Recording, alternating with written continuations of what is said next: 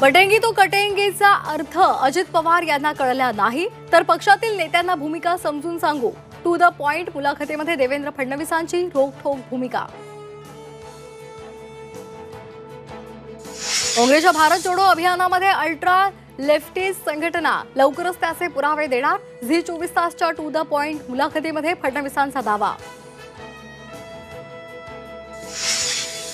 संभाजीनगरमध्ये 19 कोटींचे दागिने जप्त। जळगावमधील ज्वेलर्सचे दागिने असल्याची माहिती। भरारी पथकाची कारवाई।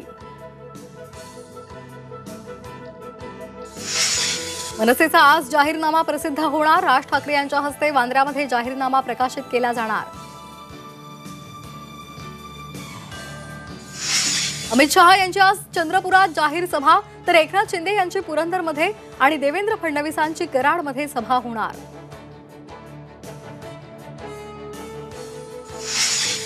मतदानाच्या काळात राज्यातील शाळांना सलग 3 दिवस सुट्टी। शाळांमधील मतदान केंद्रांमुळे 18, 19 आणि 20 नोव्हेंबर रोजी सुट्टी जाहीर।